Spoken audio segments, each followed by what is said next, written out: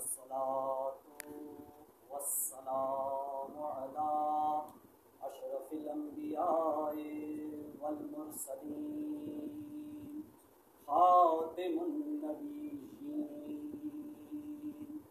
رحمة للعالمين سيدنا ونبينا وشفيع ذنوبنا وحبيب قلوبنا وطبيب نفوسنا مولانا بالقاسم محمد اللهم صل على محمد وآل محمد الطيبين الطاهرين المعصومين المظلومين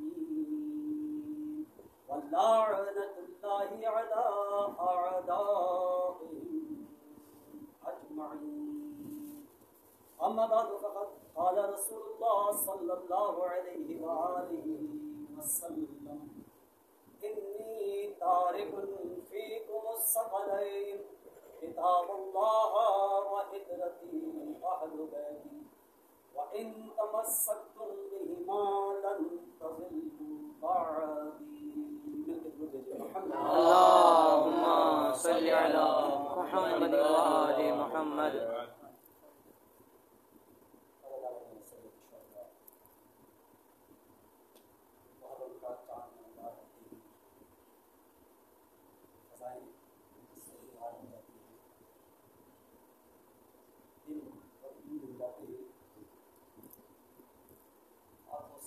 آنسو جاری ہونے لگتے ہیں. کربلا والوں کی یاد ایسی یاد ہے کہ 1400 سال گزر جانے کے باوجود ایسا لگتا ہے کہ یہ اندھوناک سانحہ ابھی رونما ہو. اور افسوس کا مقام یہ ہے کہ وہ نبی کہ جس نے اندھیروں سے نکال کر روشنی کا راستہ دکھایا، وہ نبی کہ جو رحمت عالم ہے، رحمت للعالمین اللہ نے کہا، اس نبی کے نواسے اور ایسے نواسے کو کہ جو نبی کی پیاری بیٹی بی بی فاطمہ کا لخت جگر، اس بیوی کا کہ جس کے لیے رسول اسلام فرما رہے ہیں فاطمہ کو بضعۃ منی، فاطمہ میرے جگر کا ٹکڑا ہے. یہی نہیں، اگر کسی نے فاطمہ کو ایذا پہنچائی گویا اس نے مجھے ایذا پہنچائی. اس بیوی کا لخت جگر اور جس کے لیے خود رسول اسلام نے فرمایا حسین منی وانا من الحسین، حسین میرا مجھ سے ہے، میں حسین سے ہوں. وہ حسین کہ جس کے لیے رسول اسلام نے خود فرمایا کہ حسن و حسین جوانان جنت کے سردار ہیں. ایسی عظیم ہستی، ایسی مقدس ہستی، ایسے عظیم ہستیوں کے لخت جگر اور امت نے محسن خوشی کا مظاہرہ، محسن خوشی کا مظاہرہ. کربلا کے میدان میں 3 دن کا بھوکا پیاسا رسول کے پیارے نواسے کو بے دردی کے ساتھ تحت دیکھ کر دیا گیا. اسی پہ اکتفا نہیں کی بلکہ مخترات عصمت کو بے پردہ کر کے دیار ب دیار پھیلایا گیا. ظالم یہ سمجھتے تھے کہ قصہ تمام ہو گیا، حق کو فنا کر دیا، حق کو ختم کر دیا، لیکن یہ ظالموں کی بھول تھی. وہ غلطی پہ تھے، ان کی سوچ غلط تھی.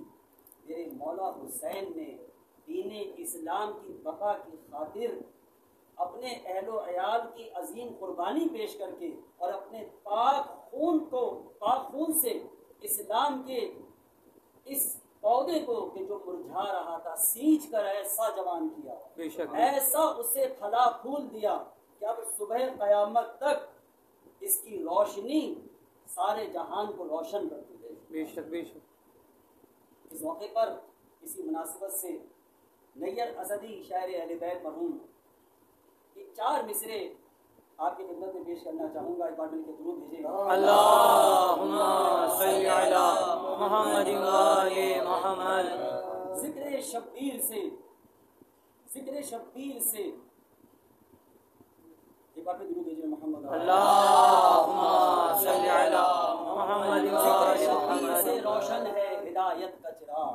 سبحان اللہ. سمجھ رہا تھا کہ اس نے ختم کر دیا. ذکر شبیر سے روشن ہے ہدایت کا چراغ, حرف نو دیتے ہیں ایسا ہے فصاحت. کیا بات ہے. ذکر شبیر سے روشن ہے ہدایت کا چراغ, حرف نو دیتے ہیں ایسا ہے فصاحت کا چراغ.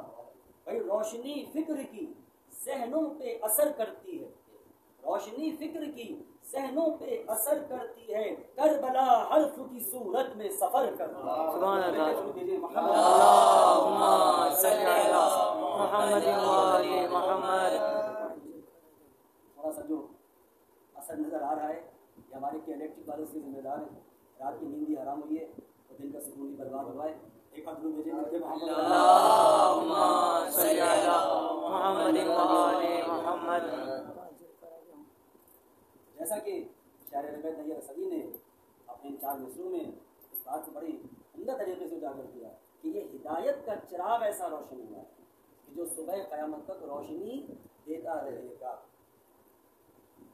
یہ وہ در ہے اہل بیت اطہار کا کہ جس در سے ہدایت بھی حاصل ہوتی ہے, جس در سے فصاحت بھی حاصل ہوتی ہے, جس در سے علم بھی حاصل ہوتا ہے, جس در سے شفاعت بھی حاصل ہوتی ہے, جس در سے شجاعت بھی حاصل ہوتی ہے. یہی وجہ تھی کہ رسول اسلام نے اس دنیا سے جاتے ہوئے امت کے سامنے اہل بیت اطہار کا عمدہ طریقے سے تعارف کرایا. اور بس اسی کمیٹی گفتگو کے ساتھ ہی میں اپنے موضوع کے ساتھ منسلک ہوں. اس سال ایام ایسا کے لیے جس موضوع کا انتخاب کرنے کی سعادت حاصل ہوئی ہے وہ ہے قرآن اور اہل بیت اطہار علیہ السلام. اور چونکہ ہدایت تک میں لے کر اسی لیے آیا کہ رسول اسلام کی حدیث مبارک بھی آپ کے سامنے پیش کروں گا. جو تلاوت سلام کلام تلاوت کرنے شرف حاصل کر چکا اس کا ترجمہ بھی پیش کروں گا کہ رسول اسلام نے یہ فرما دیا تھا کہ اگر ان سے وابستہ رہو گے در اہل بیت سے تو گمراہ نہیں ہوگے. گویا ہدایت پاؤ. گمراہی نہ ہونے کا مطلب ہدایت پاؤ. کیا بات. سلام کلام میں حدیث ثقلین مشہور و معروف آپ سماعت فرماتے رہتے ہیں. انی تارک فکر سقال کتاب اللہ و بیتی اہل بیتی فان تمسکتم بہما لن تضلوا بعدی. رسول اسلام نے اچھا یہ کب بیان فرمائی؟ اب یہ بھی ذرا سا مختصراً بیان کرتا ہوں. آگے جو عالم کشائی کی مجلس میں دلاور بھائی جان بیان کر چکا ہوں کہ بچے بھی سماعت فرما لیں تاکہ ان کو بھی پتہ چلے کہ یہ حدیث ثقلین یہ کس موقع پر بیان کی گئی. غدیر خم کا واقعہ سماعت فرماتے رہتے ہیں اور غدیر خم کے واقعے میں ہم بس سادہ تر یہی بیان کرتے ہیں کہ منبر پہ بلند کیا اور ہاتھوں پہ بلند کر کے فرمایا من کنتو مولا فہذا علی المولا. فرمایا لیکن ایسا نہیں. صرف یہ حدیث مبارک بیان نہیں فرمائی, بہت فصیح و بلیغ خطبہ رسول اسلام نے پیش کیا ہے. ان کا سیرت جانا مقصود نہیں ہے, حدیث ثقلین موضوع ہے. لہٰذا رسول اسلام نے اس فصیح و بلیغ خطبے میں اس حدیث ثقلین کو بھی بیان فرمایا. اور یہ اس سے پہلے یہ جملے آپ نے بیان فرمائے کہ اللہ کی جانب سے میرا بلاوا آ گیا ہے اور میں نے لبیک کہہ دیا اور سب کو جانا ہے. لہذا میں بھی آمادہ ہوں. لیکن میں چاہتا ہی ہوں, مختصر کر کے بیان کروں, چاہتا ہی ہوں کہ جانے سے پہلے تمہارے درمیان کچھ ایسی چیزیں چھوڑ جاؤں کہ تم گمراہ نہ ہو.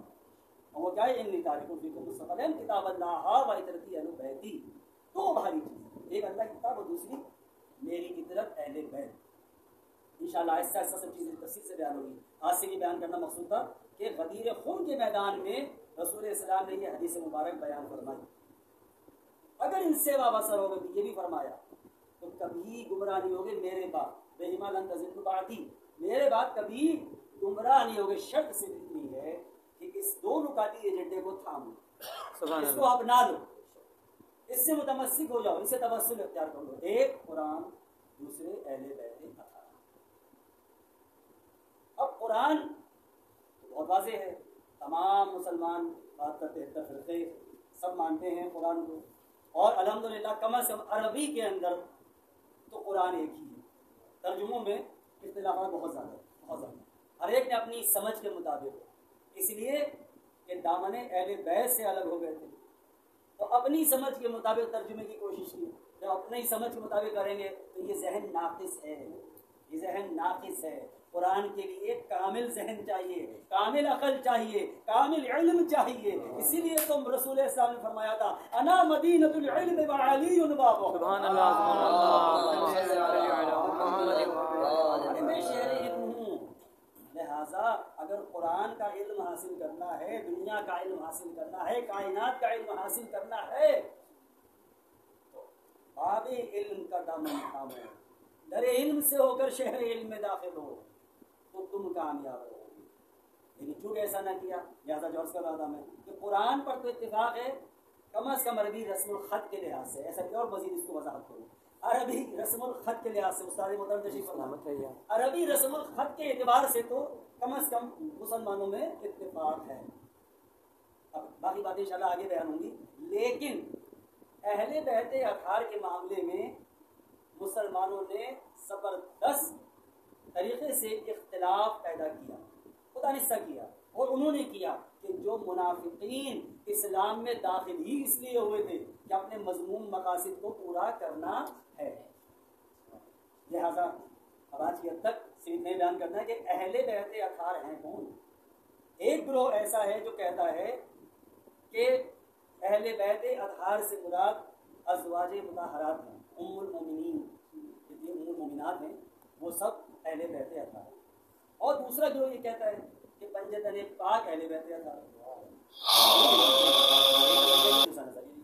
اچھا، فیملی کی ڈیفینیشن جو آج کے دور میں رائج ہے، اگر ہم اس کو دیکھیں تو اس کے دیکھتے ہوئے تو پہلا گروہ کامیاب نظر آ رہا ہے. فیملی کی ڈیفینیشن کیا ہے؟ جو گورنمنٹ سروس میں بہت اچھی طرح سمجھتے ہیں اس کو، کہ فیملی کی ڈیفینیشن یہ ہے کہ اگر میں ہوں تو میری فیملی سے مراد میری زوجہ، میرے بچے، میرا بھائی میری فیملی نہیں، میرے والد میری فیملی نہیں. کیوں ضرور ایسے ہی نا، ڈیفینیشن یہی ہے، سرکار نے ڈیفینیشن یہ دی ہے. اگر میں اس دنیا سے چلا جاؤں تو میرے وارث کون ہوں گے؟ میری زوجہ، میری اولاد، نہ میرا بھائی نہ میرے والدین. ایسے نہیں، جو بھی حصہ جو کچھ مجھے ملے گا وہ سب ان کو ملے گا. تو اس ڈیفینیشن کے حساب سے تو دنیا کی ڈیفینیشن اس کے حساب سے تو ایسے ہی نظر آتا ہے، لیکن ایسا ہے. اچھا، اب کہیں گے ثبوت کیا ہے؟ ثبوت کیا ہے؟ آپ کہہ رہے ہیں ایسا نہیں، ہم کہہ رہے ہیں ایسا، تو ثبوت پیش کریں. تو بھائی ہم جھگڑتے نہیں، کیونکہ قرآن نے یہ کہہ دیا ہے، قرآن نے یہ فیصلہ کر دیا ہے سورہ مبارکہ نساء کی 65ویں آیت میں. اور کیا فیصلہ کر دیا ہے؟ کہ تم اس وقت تک مومن ہو ہی نہیں سکتے. قسم کھا کے اللہ نے کہا ہے، اے حبیب ان سے کہہ دیجئے کہ تم اس وقت تک مومن ہو ہی نہیں سکتے جب تک اپنے معاملات میں، اختلافی معاملات میں حکم نہ بناؤ رسول اللہ. سبحان اللہ. اس وقت تک مومن ہو ہی نہیں سکتے. یہ قرآن کا فیصلہ ہے کہ جب کبھی اختلاف ہو جائے جھگڑو نہیں، فساد نہیں کرو، کلاش کو نہ نکالو، تو کوئی دھماکے نہ کرو. ارے آؤ فیصلہ کرو، رسول اسلام سے کرو. تو ہم رسول اسلام کی دربار میں پہنچتے ہیں اور رسول اسلام سے درخواست کرتے ہیں فیصلہ آپ فرمائیں. بھائی اہل بیت کون ہے؟ بڑا مسئلہ ہو گیا ہے، دامن تھامنا ہے دو کا، قرآن کا، اہل بیت کا. اب اختلاف ہو گیا کہ اہل بیت ہے، اس کا دامن تھامنا ہے، ازواج مطہرات یا اہل بیت یا پنجتن پاک. تو رسول اسلام، اچھا اللہ نے یہ حکم دیا، اس کے ساتھ اسی آیت میں آگے چل کے یہ بھی کہا کہ جو رسول فیصلہ کر دے اسے خوشی خوشی تسلیم کرو، یسلموا تسلیما، اسے تسلیم کرو اس فیصلے کو، ورنہ کوئی مومن نہیں ہے. دو باتیں، ایک حکم بناؤ، دوسرا جو فیصلہ کرے اسے تسلیم کرو. اب آئیے دیکھیں رسول اسلام کے دربار میں چل کے کہ رسول اسلام کیا فیصلہ سناتے ہیں. اور یہ جو رسول اسلام نے فیصلہ سنایا نا، یہ بھی ہم کسی عام شخصیت سے نہیں لے رہے. صحابہ کرام کی بڑی عزت کرتے ہیں. مشہور جید صحابی جابر بن عبداللہ انصاری، بہت ہی ہو گیا، جابر بن عبداللہ انصاری. اور جس حدیث سے اس فیصلے کو سنایا جا رہا ہے، مشہور و معروف حدیث آپ سماعت فرماتے رہتے ہیں ہر مجلس میں، ہر محفل میں، ہر تقریب میں، حدیث قصہ. حدیث قصہ کیا فیصلہ کیا رسول اسلام نے؟ جابر بن عبداللہ انصاری فرماتے ہیں فلما تمنا جمیعا تحت القصہ، جب سب کے سب قصہ کے نیچے، چادر کے نیچے جمع ہو گئے، کیا بات. تو بیوی ام سلمہ آگے بڑھی اور رسول اسلام کے قریب آئی. بہت توجہ فرمائیے گا، اب میں تفصیلات میں نہیں جا رہا ہوں پورے. رسول اسلام کے قریب آئی، جو کہ آپ دیکھ رہی تھی، شہزادہ حسن تشریف لائے، سلام کیا اس نے دخول مانگا چادر کے نیچے. شہزادے حسن تشریف لائے, اس نے دخول چادر کے نیچے. حضرت علی علیہ السلام تشریف لائے, سلام کیا, اجازت مانگی چادر کے نیچے. بی بی سیدہ تشریف لائی, سلام کیا, یہی ہے نا حدیث قصہ میں, سلام کیا, اجازت مانگی چادر کے نیچے. فلما تمنا جمیعا چادر کے ساتھ, جب سب کے سب جمع ہو گئے تو بی بی سلمہ کا دل چاہا, میں بھی تو زوجہ ہوں, قریب آئی, سلام کیا, رسول نے جواب دیا, اجازت مانگی, یا رسول اللہ کیا میں بھی چادر کے نیچے آ سکتی ہوں؟ بھائی رسول السلام نے فرمایا, اے ام سلمہ آپ خیر پر ہیں لیکن چادر کے نیچے نہیں آ سکتی. رسول اسلام نے گویا فیصلہ دے دیا کہ زوجہ ہیں, خیر پر ہیں, لیکن اہل بیت میں شامل نہیں ہو سکتی. سبحان اللہ, سبحان اللہ. اللہم صلی علی محمد وآل محمد. زوجہ ہیں, خیر پر ہیں, لیکن اہل بیت میں شامل نہیں ہو سکتی.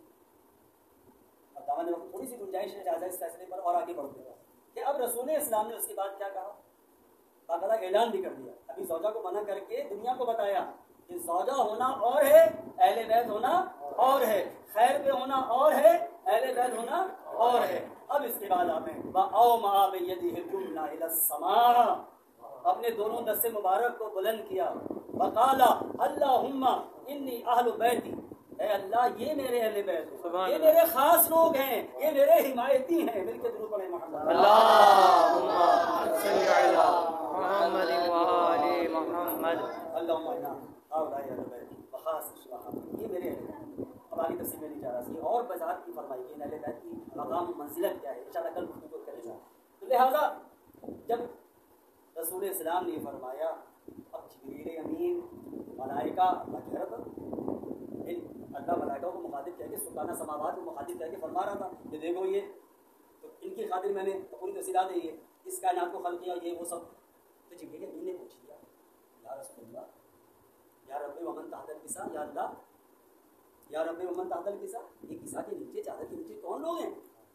دیکھیں اللہ کی مسئلہ ہے, جب تعارف کو مزید مہر لگانی ہے, اللہ نے انڈوس کیا رسول کے جملوں کو, اللہم انا ہؤلاء اہل بیتی, یہ میرے اہل بیت ہیں, تو اللہ نے انڈوس کیا, اللہ نے بتا دیا کہ دیکھو میرے رسول نے جنہیں اہل بیت کہا ہے میں بھی انہیں اہل بیت مانتا ہوں. جب جبرائیل نے پوچھا یا رب ومن تحت الکسا, تو اللہ نے فرمایا ہم اہل بیت النبوہ و معدن الرسالہ, ہم فاطمۃ و ابوہا و بعلہا و بنوہا. اللہم صلی علی محمد وآل محمد یا علی محمد وآل محمد بلندر سلام. اللہم صلی علی محمد وآل محمد.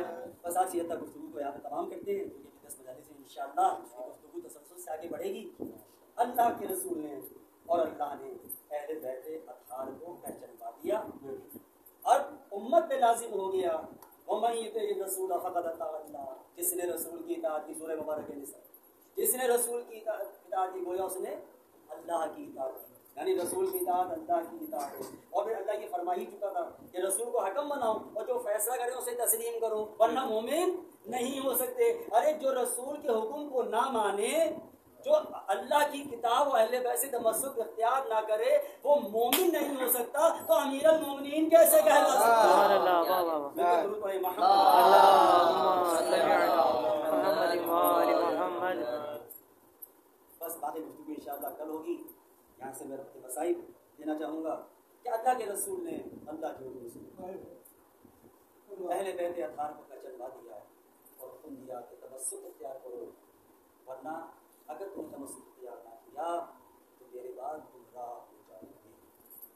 لیکن امت نے رسول اسلام کے اس حدیث مبارک کو بس ایک کچھ ڈال دیا, جس طرح قرآن کی آیت کو بنا دیا. جب اللہ فرما رہا ہے کہ ان سے محبت کرو, اجر رسالت کچھ نہیں ہے سوائے اس کے محبت کرو قرابت داروں سے.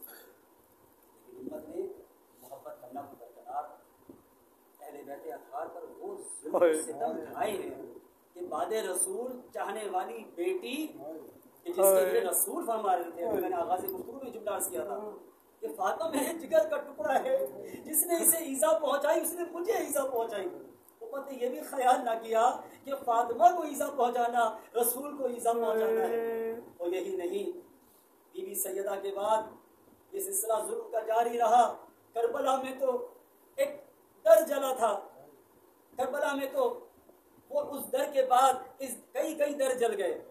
بعد رسول ایک در جلا تھا بی بی سیدہ کا، لیکن یہ جب رکا نہ سلسلہ، ظلم کی انتہا بڑھتی چلی گئی تو کربلا میں ایک در نہ جلا، ایک خیمہ نہ جلا، کئی خیمے جل گئے. بیویاں ایک خیمے سے دوسرے خیمے میں جاتی ہیں، دوسرے خیمے سے تیسرے خیمے میں جاتی ہیں. اجرکم اللہ، اجرکم اللہ. اللہ کوئی غم نہ دے سوائے غم حسین کے. ہاں آزاداروں، جیسا کہ آغاز گفتگو میں کہا تھا کہ جیسے ہی چاند نمودار ہوتا ہے محرم کا، دل غمگین ہو جاتے ہیں، آنکھوں سے آنسو روا ہو جاتے ہیں. اور کیوں نہ روا ہوں آنسو، وہ ظلم و ستم ڈھائے گئے ہیں خاندان رسالت پہ. سفیر حسین مسلم بن عقیل اس طرح سے شہید کیے گئے کہ کوئی نہیں ہے مسلم بن عقیل کو پوچھنے والا. ارے پانی کا کوزہ پیش کیا گیا، جیسے ہی مسلم بن عقیل نے پانی کا کوزہ اپنے لب مبارک کے قریب کیا، عزادارو جانتے ہیں مسلم بن عقیل کے لب مبارک شہید ہو چکے تھے، خون جاری تھا. ارے پانی خون سے تر ہو گیا، مسلم بن عقیل نے پانی پھینک دیا. اے آقا، اے مولا حسین، اب آپ کے ساتھ حوض کوثر سے سیراب ہوں گا. الا لعنت اللہ علی القوم الظالمین.